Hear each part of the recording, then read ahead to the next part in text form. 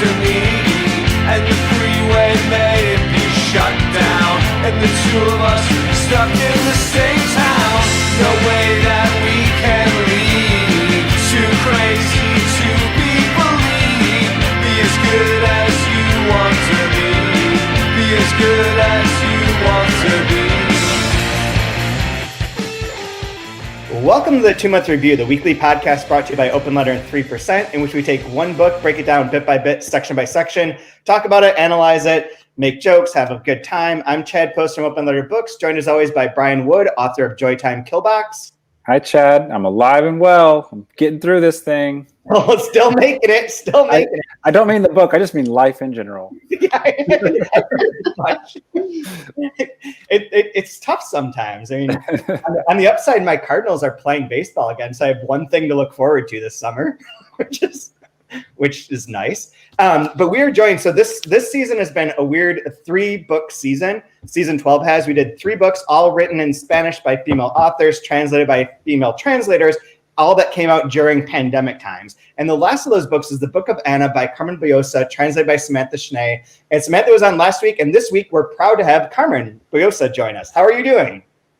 I'm very happy to be with you both. I have been listening to you talk about the book. Oh, I'm very sorry for that. I was terrified you were going to start talking about baseball. I said, what the hell? They know how ignorant am I, and also how nasty I've been to the memory of my father, because when I was a little girl, my father took me to the baseball matches. And of course, I never knew who was playing against anybody. All I wanted was to be aside my father. It was wonderful. I love the area. I love the people. I love the renting the little cushion to sit down. I loved where we sat down. I loved his excitement. And I saw the ball, and everything seemed to be very romantic for me, but it didn't have names. Oh, yeah. Person back there. Oh, It's my assistant. lucky you. You have a little person aside. Yeah, it's kind of a running joke that I always bring up baseball, and none of our listeners care about it. 0% of our listenership is interested in hearing about my baseball and statistical obsessions. But last week when we recorded this, my team had COVID. They all had COVID, more than half of them. And so they hadn't played in 3 weeks, and now they are playing again, and they are recovering from COVID nicely. I guess I believe that it was according to allegations on Twitter, it was contracted because one of the players, that was a pitcher, did really poorly and worked off his anger by going to a salsa club. And then it infected everyone. Cool. It's super cool. I'm sorry, it's horrible. I know we are talking about something painful, but I find it absolutely fantastic. The story of, I have felt the desire to go to a salsa club, but they are all closed. That would kind of soothe my not having the city to walk on. The city is deprived from me. So a salsa club would have been great. And the favorite place, no, this is bad. Sorry about this. Oh, sorry, I thought that was me. No, it was me. The worst part is that my favorite place of dancing, the mythical Salon Los Angeles, is going into bankruptcy. Because they've been closed all this time, and they have been there for 50 years or something of the sort. And it's a place where you go see how people dance. And it's not only youth. I'm sorry, I'm an old person and I prefer older people. So if you see there the real masters of dancing the traditional way, the real Mexican, Caribbean, the big orchestras, the big thing, and it's going into bankruptcy. So I am touched by the story of the salsa club poisoning. And I kind of like it, and I really feel like old loves of mine of my childhood are together. Yeah. The dancing and the baseball. I love it. So I have a question to start off here that relates to this, though, is how have you found, I don't know that I've talked to many writers during this quarantine, but have you found it easy to work on stuff? Or are you working on any projects right now? Or are you taking this time to do that? Or just like, no, there's too many things going on in the world, I can't write right now? Well, it's not been, I always write, I'm an addict. Mm-hmm. But this has been, I think, my worst period. Really? I never realized how much I needed to be outside. I know that we write encapsulated, we are inside our chair, the world is happening, everything is happening outside, and one is in its own madness. But it's so deeply related, and it's been very strange. Another thing is that because of the COVID and the isolation, I was asked to give a seminar, so it was a lot of work to prepare something like this. Yeah. I'd never given courses of anything in Spanish, and it was my thing in Spanish because I've only taught in American universities, never here because I have no degree.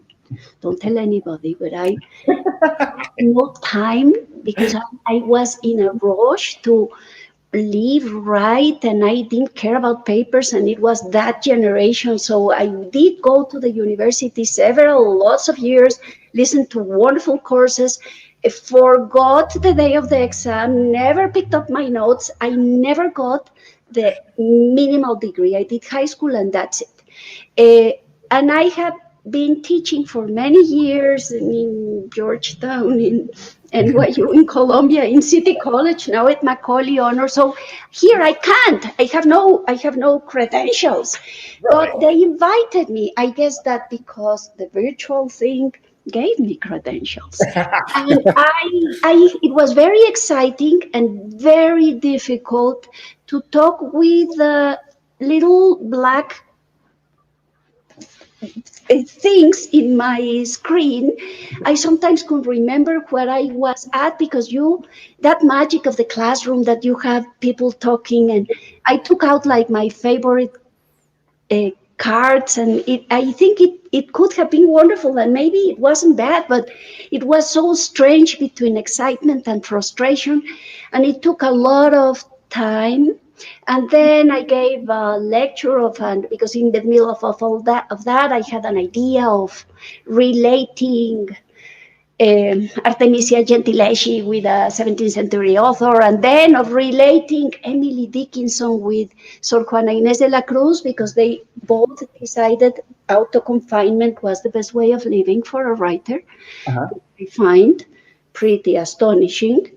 And so I did like this, and all that was preparing, but it was not writing. It was preparing to talk. And that strange link, the paper, I have instead been doing my artist books and my things I do. I've been embroidering some pages for this and that, and I've been doing little things, and I've been cooking. Evidently, you'll see when I roll outside my house when finally the doors open. But not. It's not been a good season. I had a novel. I interrupted it. It kind of lost the steam. I couldn't. It didn't. It felt it lost its sex appeal. I divorced from her, my novel, and then I don't see myself. It's so, for me, it's been very, I hear some colleagues that have been writing, have been using the time. For me, the time has used me.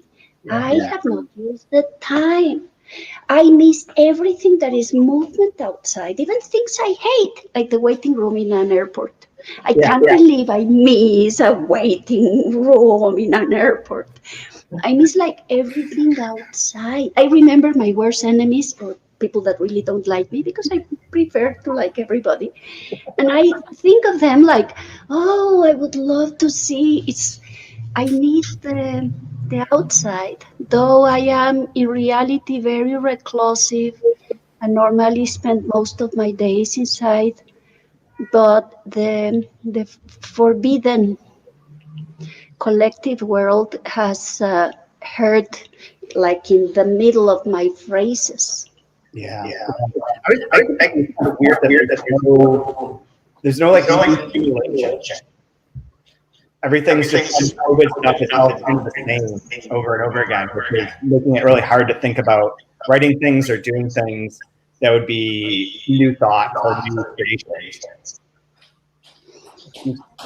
It's strange, or I think everybody lives it differently.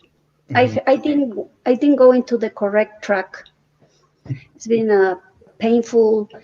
I've slept terribly bad. I'm always a bad sleeper, but I have acquired a degree on the worst sleeper of the world. Ambient doesn't work. Nothing works.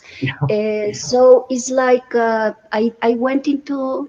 I think that the most difficult art of all is the art of living. I know it sounds very tacky. Excuse me. I am, or I might be very tacky, but it's really so difficult to live every day is in a way precious. And for me, the best way of living, it's like writing and reading and that. And now I went into the wrong track. Yeah. Well, let's talk about the book of Anna. How did you, I kind of know the story, we've kind of hinted at it, but I want to hear from you, like how you came to write this book and what your interest was in doing a new version of Anna Karenina. A friend asked me if I would write for him something on a then new movie that was going to open with Anna Karenina, and I hadn't read it in 100 million years.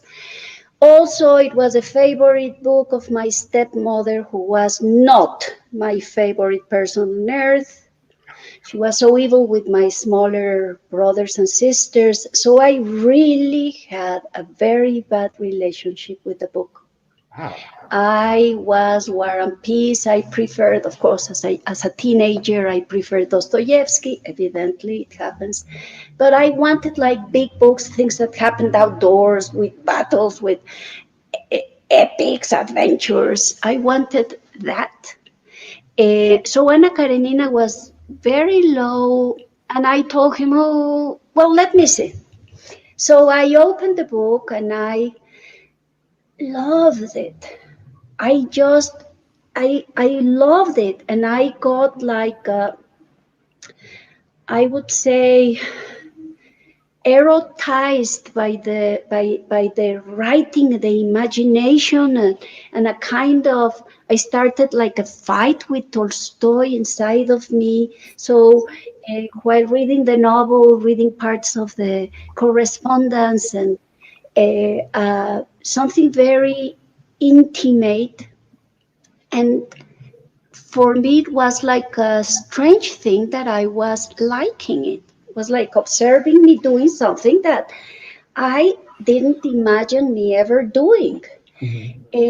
And then I found her book. In the middle of the book, she said she had the book, and I had to adopt it. I also felt sympathy for her. I felt the dislike of Tolstoy for her. At the same time, his desire of her, even physical. It was like a paper erotica love story of Tolstoy with Anna Karenina, and me with the writing of the Anna Karenina, the book.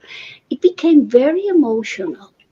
And I said, I'm going to write the book. And I kind of browsed, how did, I don't know what would have happened if the book on how did Tolstoy wrote Anna Karenina that just appeared would have appeared then. Maybe I would have plunged. But instead I started like browsing and making my idea. And I thought it had been capital the moment he met the daughter of Pushkin, who was like the father, a little bit dark. They were granddaughters of the El Negro del Zar, this African exceptionally brilliant boy that arrived, and the Tsar adopted, educated, take care of, gave him a noble title, made him rich, all that we know of that character, extraordinary character. Then we have Pushkin, whom I love. And then I decided I was going to write the book on verse, making an homage to Pushkin, an homage to that sparkle when Tolstoy, that had been trying to write the book and it didn't fit, and that version didn't, and he wasn't. When he saw this incredibly sexy, beautiful woman, he kind of used parts of her in my imagination. That was the story I was doing. And I did a first version, corrected it. It was very difficult to write the book in verse for young adults, I thought, and it was the story of the Negro del Tsar, the Tsar's negre, black. It's very more. It's translated into English, which is incorrect because he came from Black Africa. And I kind of told the story, but also like for children, so changing things, and I was very pleased with my version, 2 minutes and a half. Not enough to put it in hands of a publisher. I have a guardian angel. And I again said, no, this doesn't work. And I wouldn't have ever done this. This is ridiculous.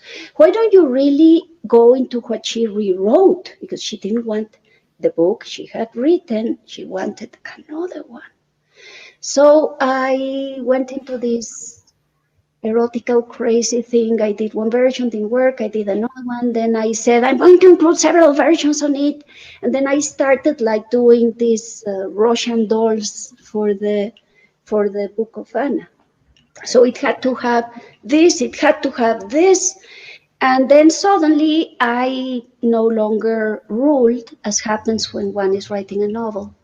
The novel ruled, gave me the order. So it is, in fact, a little bit all of it a fairy tale, but has the revolution, had the atmosphere of some things that were happening in Mexico those days that were for me very necessary to write. So it took form with that, I would say, immense pleasure of when the book becomes alive and you are there only like an archaeologist, peeling and taking out the things that don't go and moving things around.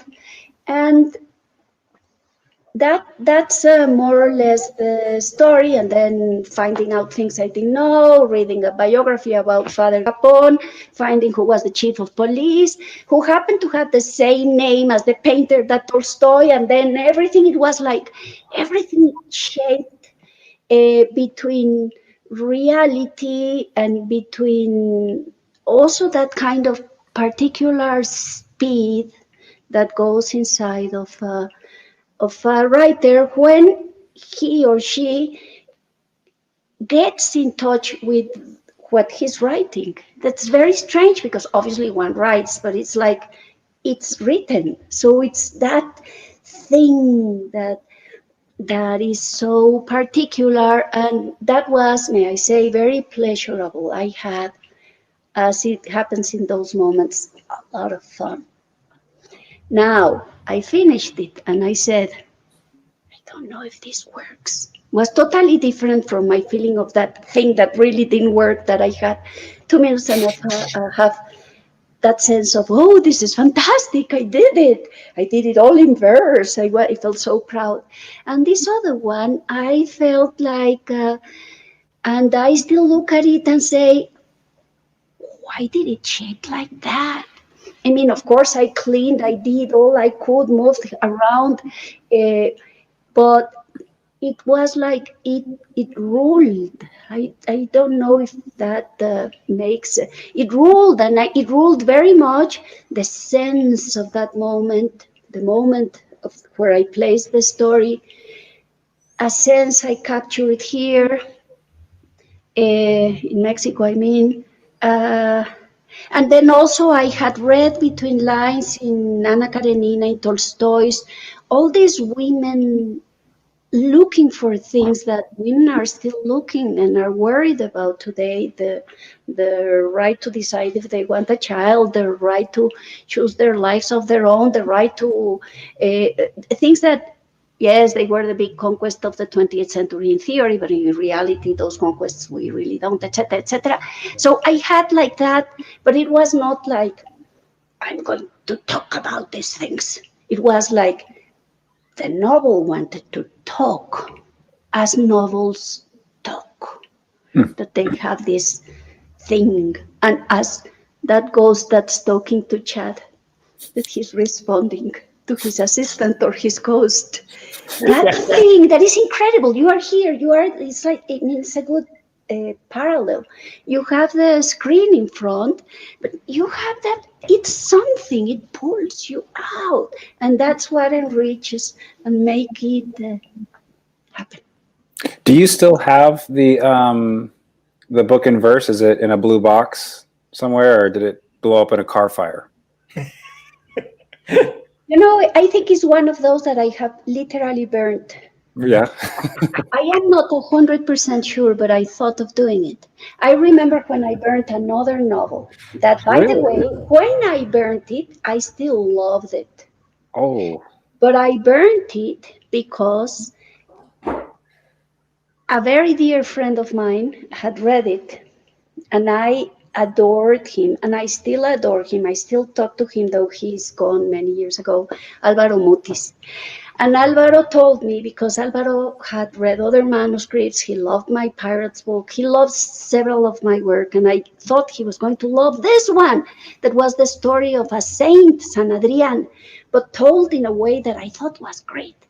And he told me, burn it.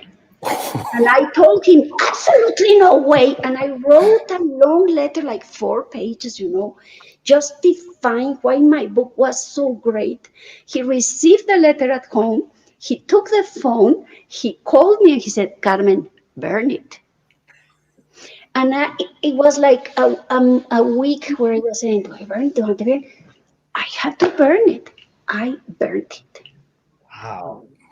I had published a little fragment in a very, very marginal magazine. And once upon a time in a reading, I don't know where, a woman came to me and said, Carmen, did you ever publish that novel? It was so good. No, I said, I burnt it. How come you burnt it? We published she never even sent me a copy. I have no idea. I think Alvaro made me a gift.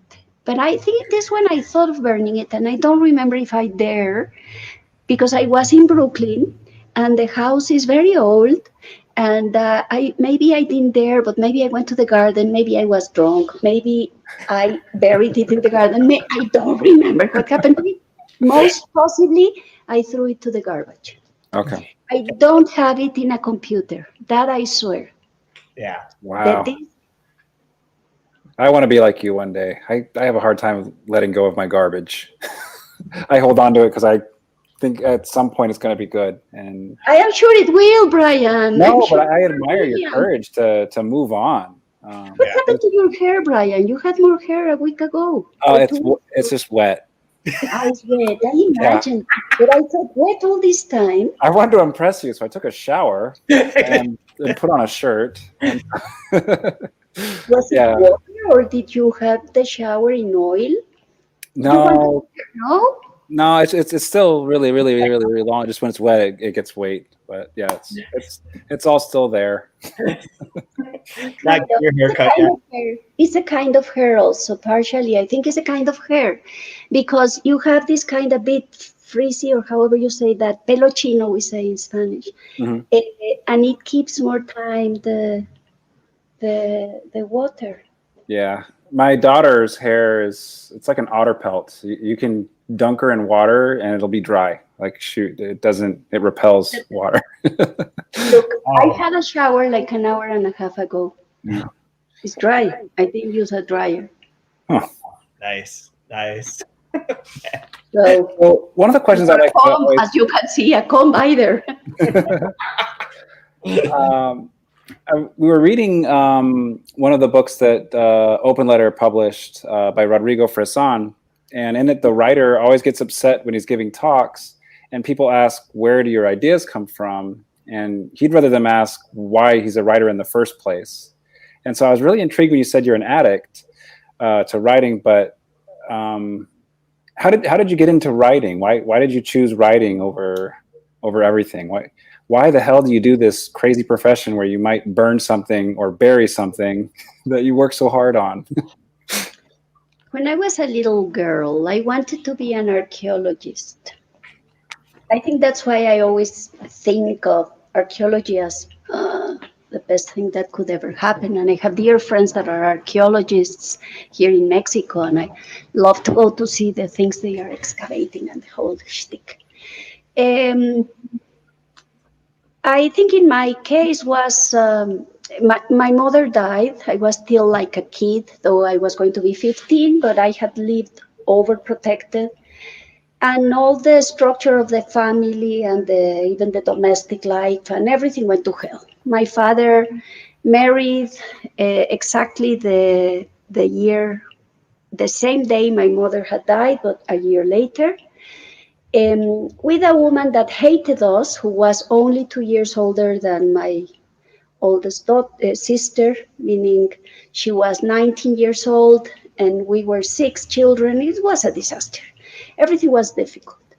And I decided I loved to read. My father read me stories in the night, read to us, the daughters, to put us asleep, not with the intention of reading anything for children, but because the things he wanted to read aloud. And his duty was to put the 3 oldest girls to sleep. But I didn't sleep. I heard everything he read. And I soon became my own reader. There are family photographs where everybody's playing or doing, and I am the one that's there reading a book. And I decided when everything became impossible, I mean impossible, daily life was impossible, everything was impossible. The city became different because we had the same mayor during all my childhood. Uruchurto, he had been there like 18 years controlling the city, and suddenly we changed mayor. The mayor let the city understand it was a big thing because it had been like the borders didn't enter in the areas we lived. They didn't accept bridges. There was no subway. The subway opened. The city appeared. Then suddenly the city was different. Everything was different. Not to speak of my body, that suddenly I was full of things as an adult woman that I hadn't had before. And I went tall, and everything was for me unknown, and no family life. And I decided, like a mad woman, because I've always been a mad woman, which is my forte, possibly my only one. I decided I was a writer. And I started writing small short stories by hand. I still write by hand, by the way. I wrote by hand, and I started doing like my little own books with little illustrations I did, that I still do these things that are my private appetite of doing these little things all the time, or bigger things, or whatever it is. Um, and I kept doing it, but it was I saved myself from who the hell knows what. In between, a sister of mine died in a car accident they were all driving drunk, and everything was difficult, very difficult. And I stuck into it, and it became like my marrow, like my bones, like the way I got a structure. And I did my life around that. And I think it was why on earth, as I told you a little bit before, I have a guardian angel or something of the sort. I have no idea. There was nothing like a writer nearby our life. There were lots of books. My father was a wonderful reader, but also a terrible reader. He read I'm Ryan, and he read Cervantes, and he read all these like unscrupulous, but he knew because for the little girls, he only read those classics. He didn't read the other books. He even carried in his jacket. He was an avid reader. Yeah. And so I think it was my way out, and I continue doing it. I don't know. I feel terribly bad. I go a little bit nuts when I am not writing. Even this that I said that I've been like writing to talk gives me some structure. And if one day, or my things that I do, my kind of art, I don't know, they are my private thing, my artist's books, my things, or like this that you see here, the things I do, they have the center is writing, even if they are not writing, and that keeps me going. Not only keeps me going, it makes me happy. I love it. I listen to these writers that say, oh, how much they suffer, how much they suffer. No, no, no, I don't suffer. My neck suffers. Yes, because so many hours sitting down. My back suffers. Yes, also my back suffers. Sometimes I get a little bit desperate. Yes, but nothing compared with the bitterness of real life. Writing is another space, is another thing. I mean, real life has wonderful things like having small children. I sometimes had them. And there are many things that are wonderful, but others that are pretty disgusting, not to talk of Trump because it makes us puke, and many other things that are. But in writing, there's something of, and also is I prefer it. If you ask me, Emily Dickinson said that the only things she liked of domestic work were cooking and embroidering, and the rest of the housework for her was like the pestilence. And what she was talking about, it's pestilence times repeatedly. She loses people nearby. I agree. But not only with that, I think I consider pestilence a lot of things. Some are being reconsidered now with the coronavirus and me being locked. Like I already said, the waiting rooms in the airports. Yeah. They used to be considered by me pestilence. But now, no. It's funny how that changes. It's very funny. There's a lot of things that I'm much more accepting of now. It's like, yeah, you get to see people again or feel some sense of normalcy. So one thing to just recap for anyone who's reading, I think I'm going to hit the high points here of the finale, part 5 that we're talking about today too, is that so Claudia finishes reading the Book of Anna. There's a second version that she doesn't read, but you refer to, which I think is interesting. There's a love letter to Vronsky that she does read, which I think we should talk about in relation to the window, which I think is very interesting. And then meanwhile, Claudia gives away they sell the painting to the Tsar, but give the box with the manuscripts as well, and a note saying like, don't let anyone read this until a certain point in time. Meanwhile, Clementine and Vladimir, right? That's the right name, right? Have decided that they're going to blow up the Tsar's Mercedes. They think that he's going to be in this Mercedes, Prince Orlov's Mercedes, at one point in time. So they come up with this whole plan to have this like bomb inside of a pillow that'll put on the back bumper and it'll explode, and that will free the Russian people. And instead, they essentially blow up Anna's portrait and and manuscripts, yeah. And themselves. That's so mean. That's so mean. The manuscript, we kind of, but the painting, that is so mean. Really, the manuscript, they could have blown it. But the painting not, is unfair. I know I'm a reactionary. They are the revolutionaries. But it is unfair. It's interesting because it's the thing that struck me when I hit the final page was that after all of this kind of recapturing of Anna's life and of like giving her some sort of interiority by having her write the Book of Anna or have the Book of Anna that's like existent in Tolstoy but not ever referred to, giving voice to her, upending things. At the end, like all of her is erased. Like the portrait's gone, the manuscripts are gone. You've eliminated her again in a different way, but like having left like traces throughout her daughter and Sergei and all the other like ways that she exists. But it's an interesting ending to hit like suddenly like a ripcord's pulled and now Anna's gone again. I have a theory, but I might be wrong. Well, I have two theories. Your theory. I might be wrong. Theory number one. I said the book is like these Russian dolls. Mm-hmm. Well, maybe, but they are quite imperfect because they are not totally round. We see that the end of the Russian dolls, they become like more thinner. They are done like not by a professional, but by a Mexican person that does it only for fun.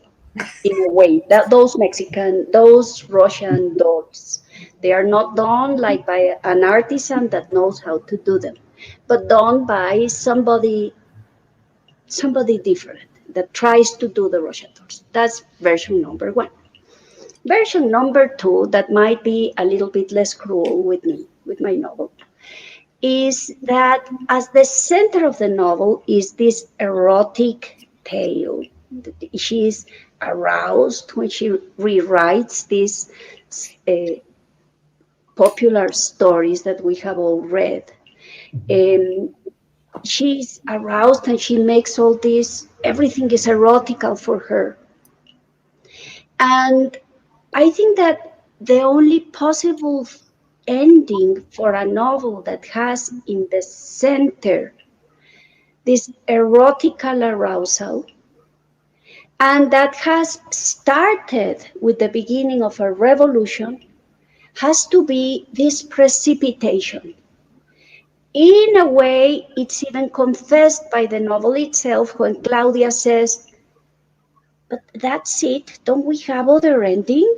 That's how the finale, even with that name, that is quite innocent. It's saying, oh, finale, one thinks it's going to be a finale. No, it's not a finale. This is the end of that erotical tale that ends like erotical sensations end. Has this thing that is a bit even compulsory and has this kind of different speed that is not the speed of the beginning, because it starts with, well, this is like this, and then comes into, it's an erotical rhythm also. I think that is why. Well, I don't know. Those are two theories, but I am nobody but the writer. And in reality, the ones that judge a book are the readers. Hello, person. There's a person down there. So that's what I would say. Also, I think that after all is like preparing us to read her privacy, the privacy of Anna. We have had it. And then in the finale, we have the letter. The letter she wrote that in reality we are seeing a bit, but we already saw her in action, what she really felt. She was totally aroused. She was in that, or I think that, or that was my what as a writer, I think that central part contains. It's a sin, they would say, the nuns with whom I studied all my childhood and teenager years. Totally sinful. And then comes not the regret, because the author no longer goes to that school. Not the regret, but the logical timing of the erotical tale. But you, the readers, know more. And you can say, why didn't she write a finale? And I would say, couldn't be a finale in that book. It had to be, yes, and it needed the word finale. You had to break the that we have in her book. Yeah, and just really interesting. I'm gonna read the part of the letter because it's pretty It's pretty steamy. It's pretty good stuff here. It's one of my favorite sections here. I'll read both paragraphs. It's a bit long, bear with me. The first time so this is Anna writing to Vronsky, who she's had the affair with, and the part in the book that you referred to at the very first line here of when she first has sex with him and they first commit adultery is amazing. That section of Anna Karenina is really something. But okay. The first time I got to know you in the biblical sense, I was pained and ashamed of myself, not just because I had committed adultery. I've always found the conjugal act unpleasant. I never wanted to with my son's father. I was simply fulfilling my duty to him. I closed my eyes and it was over soon enough, like most other bodily functions. It was like sweating beneath a heavy coat. But with you, I kept my eyes open. That first time, my desire lay dormant. But in the encounters that followed, I discovered with you, and thanks to you, something I did not know existed. Pleasure. The pleasure of two bodies in love. You opened a window inside of me that I didn't even know was there. I want to tell you about that window. Unlike the rest of this edifice, instead of opening to the outside, it opened onto myself. Without the window your touch made me aware of, which you taught me to access myself, that window that sees with touch, not with sight. Though you say sight gives you pleasure, I have experienced my greatest ecstasy with my eyes shut, especially at night when there's no one around, no light. I would never have known a whole continent within myself. It's not that I'm someone different. The difference is that now I know my own borders. I understand my own body, that my borders extend beyond my own skin, far beyond myself. Getting to know myself is like crossing vast territories and then it's broken off. It's great. I think that's a really amazing section. That's like my favorite part of this part 5. And it's interesting because it is going right into Anna's voice again, and within the context of the novel, not where like the book of Anna, you could say like that's sort of separate. In this case, you are within the world of Tolstoy and of how she felt about Vronsky, and it all matches because there is like that sexual awakening within the novel and like the sort of freedom that comes with it, and the not dismissing that, but it gives her like empowerment and makes her a more full character. And I think that section is really interesting. So I'm just curious what you felt like writing that part, becoming Anna.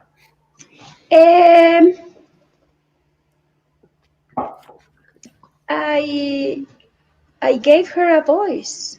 It was like kind of logical for me that she had to have written some letters to Vronsky, and not like the letters or the notes she wrote that closer to the end. But when she really loved him, because she did love him, and she did have moments that were wonderful with him. Yeah. And then everything went to hell. Yeah. Maybe because that kind of relationship can't last, or maybe, and that's my theory, because Vronsky was a bad partner to play. Yeah. But he wasn't that bad partner, now that we are reading the letter. Or at least it wasn't that bad partner for a woman that was like kind of a virgin, according to what she says, which I think is unfair with Mr. Karenin. Yeah. Because Mr. Karenin, that doesn't play much here, but I remember him very well. I think he's a very interesting character in the novel of Tolstoy, and how he develops in the novel, and how dear he became for me. But I could not follow him, unluckily, because I had to follow Anna. But if I would have followed Karenin would sue me, because how do I dare say he never really made love with Anna? Yeah. It's unfair, he would say. And now may I say, because I'm out of this book, I wrote it already, I finished the novel, I've been in another stories, I have another world now. The kind of novelist I am, I kind of, then the book is there, and then I go to another book, and then I need another literary environment, and I even want another, I would even say another style, it's always me, but another wording, another everything, another environment, another epoch, because I love to jump into different worlds. I need it because I'm a voracious adventuress that also loves a little bit domestic life.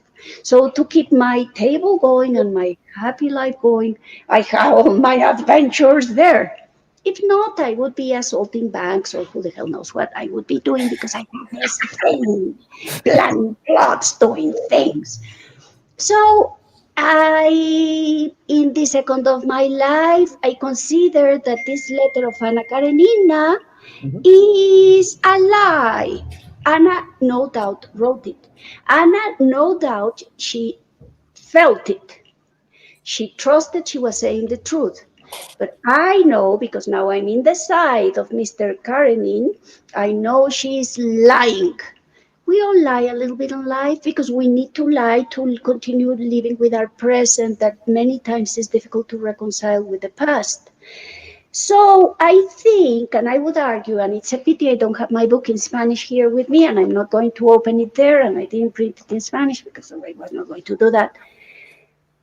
But I think that in the wording, there's a little imposture, if that word exists in English, where I would know that maybe I, the writer, was a little bit conscient that she, in that minute, because she was so madly in love with Vronsky, was being unfair with beautiful Mr. Karenin, whom today I back up to say. Interesting. He So drove me. today, let's say today, I think, but this is totally unfair. Please read the book.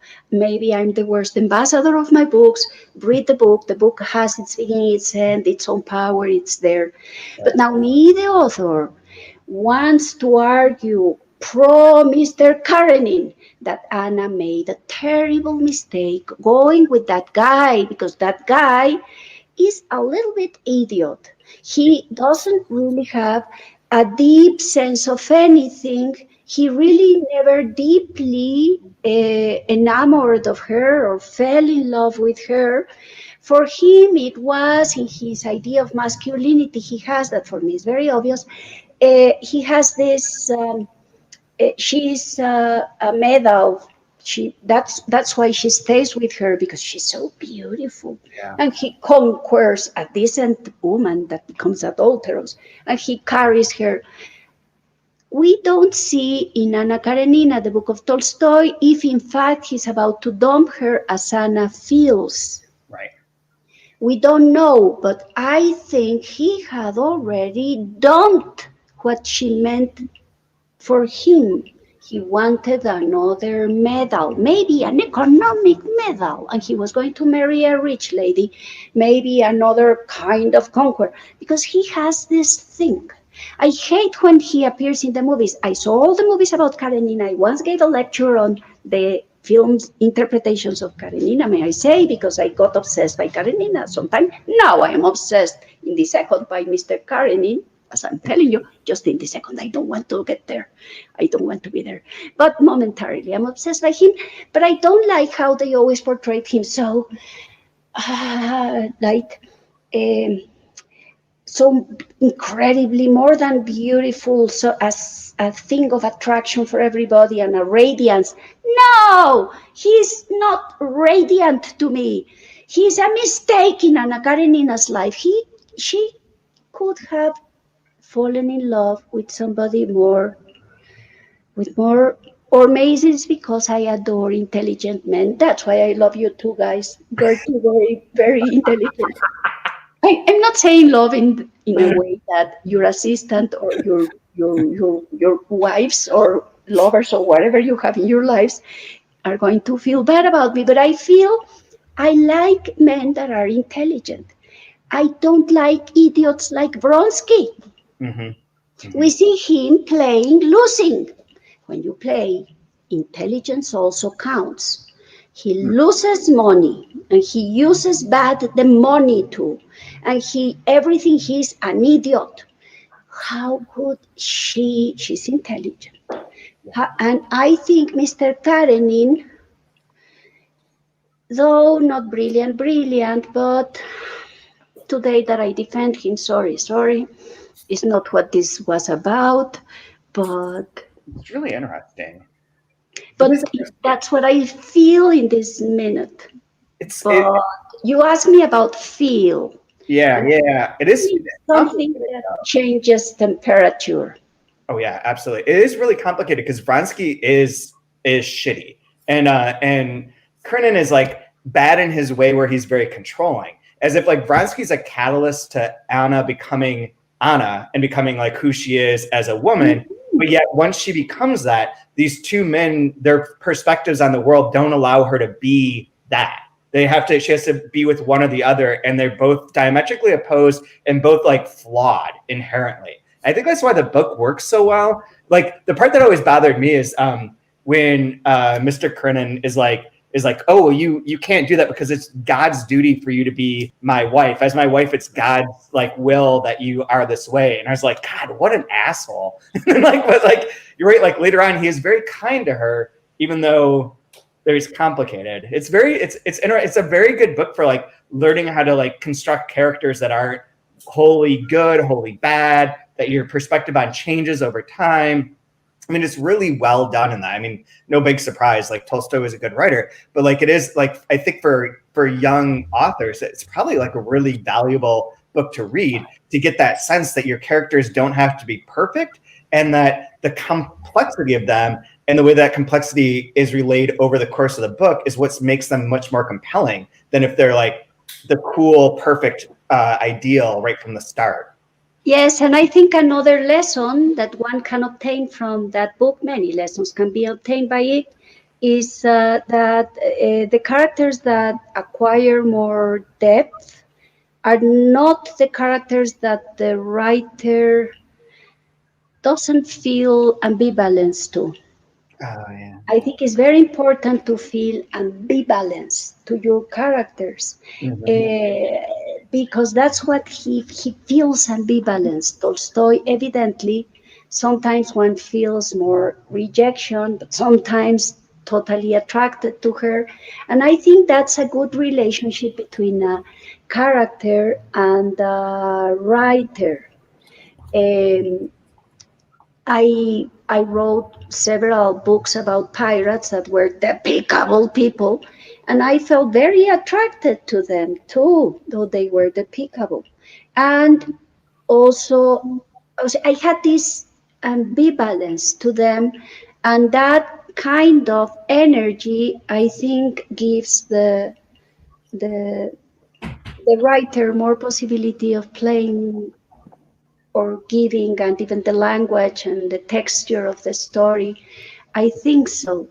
In the case of this book we are talking about today, I don't think it's so much about characters as about trying to capture atmospheres and maybe feelings is the word, and atmospheres and moments, historical moments, and collective and private moments, more than the characters, though the characters are introduced because we need them to enter that world. Yeah. But that's going back to... That's really interesting. We have a way to say this in Spanish, and I don't know how you say that in English. The persons that always speak about themselves, yo, me. No, I am not trying to do the yo. No. Nor my book. No. I don't want to be the yo. I want to just because it's what brings us here together. Yeah. I'm trying to yo. Please tell me, don't be so much yo. Please. No, we're here to listen to you. This is fantastic. Getting to hear your perspective and your thoughts on your own work, and saying you're not the authority of it, which I love as well, because I think it's such a great attitude to take with a piece of work that you put into the world. It's no longer yours, and I really... It's true, and as you know, as a writer, is that when you are writing, you are the authority. Mm-hmm. You are the authority, and there's a perverse pleasure in that. Sometimes painful, perverse pleasure. I remember when the mother in my novel called Before died, it was for me so almost impossible to correct the passage because I cried, and it was for me so painful to see that character die. I have killed others, as we have all killed others, and it feels painful. Sometimes feel painful, some other times one says, what the hell, why did you destroy my painting? That can also happen. But that kind of authority, then you lose it. The book is the writers. During many years, I only published the book, a novel, when I had finished another novel. Because I knew my first novel, I published it when I had finished the second one. That gave me a cushion or a distance. And I did that, I think, till my 16th novel. Wow. Now something has happened to me that I go more like this. And now that I waited with the one I'm about to publish a couple of years because I didn't want to publish it without having another one. But I don't have it. And I didn't want it in my drawer, and I need the money. That's a little parenthesis.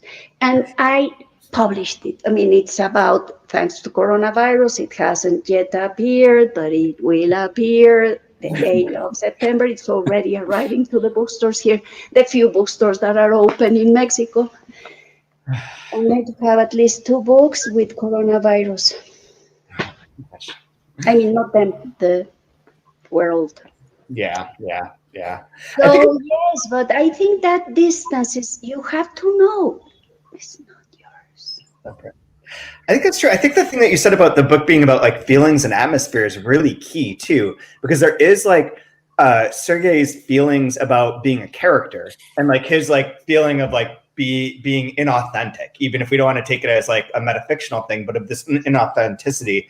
And then that's contrasted with like that atmospheric moment and how like the revolution and like that uprising is not just like something that one person is behind, but it is taking over like a mass and a crowd, and it is atmospheric at its core. If you're having a revolution, that's kind of, it has to be part and parcel. And those two things do play off each other throughout the book, of like this sort of awareness of the self versus this sort of atmosphere of the whole movement of time and of politics and of society. And Anna Karenina, like as a novel, does stand really well in that space, because it is very much like she is very much like a prototypical feminist character within this confine that doesn't quite allow that.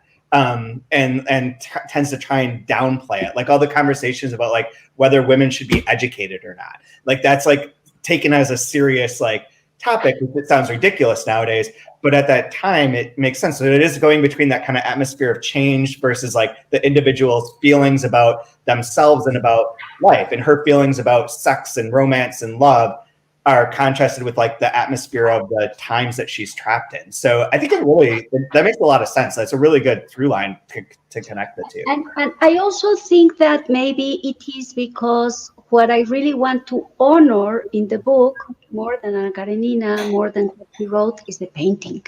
And I think that in real good paintings, what you get is the atmosphere. And what you get is something that is the atmosphere, is the feeling, is more the language of a painting than the language of a narrative novel. Though the novel is all on little narrations, but I think it's more closer, or me as a writer, I had more on my mind that painting that I adored. So I wanted, and it impregnates the, let's say, the aesthetics, or the, without trying to be pretentious, aesthetics is always a word that feels like you are using a tutu, like a ballet dancer, like this. So I don't know how to say it, but it's more like a painting in that sense, though it's in words, but goes closer, wants to be closer to the atmosphere, the feeling, what a great painting gives us. And as I have this passion for paintings, art, visual art, I think it's also there. It's interesting. Yeah, it is a very visual book, but also as like the way that's constructed, like as you're saying, how the pieces are come together is a very like visual sort of architecture or archaeology. You know, uncover the book, uncover the finale. Very interesting. I love it. Love it. Brian, do you have any final questions that you want to ask? No, I got mine out of the way early just so I could sit back and listen. Yeah. But thank you, Carmen, for being so giving and honest and transparent with your answers. I really appreciate this. I learned a lot from you today. So yeah, it was really fantastic. Do you have a favorite line you want to use, Brian? Oh, give me a moment to track it down. I'm going to just repeat the one that I read earlier, but it's my favorite one that I had marked. Is you opened a window inside me that I didn't even know was there. That was beautiful. That goes against my usual grain of finding the most nihilistic thing, the most nihilistic moment to read. And I really did enjoy the juxtaposition of the dream space that she goes into after the encounter with the scent of the letter and what's inside the letter. I thought that was wonderful. Those scenes next to each other. It was really well done.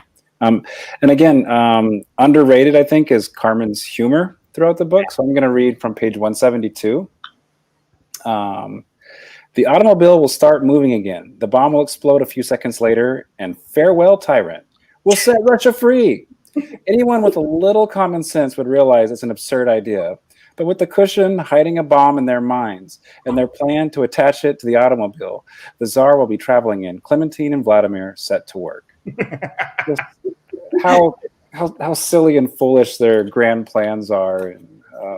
And it is perfect because it goes right back to the beginning. It's a very circular set of Matryoshka dolls in that sense, in that she sets up that bomb that doesn't work. The bomb on the train, the bomb on the car. And, and is it a ferry? I thought it was a ferry, but I don't remember. Oh yeah, sorry. But yeah. May I say thanks to finish? Or I don't have a chance to say anything at the end. You have anything you want to say? Thank you too. I really have to thank you too. It's been so extremely generous of you to take all this time to talk about the book. And then to invite Samantha. The conversation with Samantha was wonderful too. Mm-hmm. And I was very much looking forward, though I was terrified with baseball, to have this. And the only thing I regret of this last session is that you are not in my table and we are sharing some food and some wine and some beers and talking.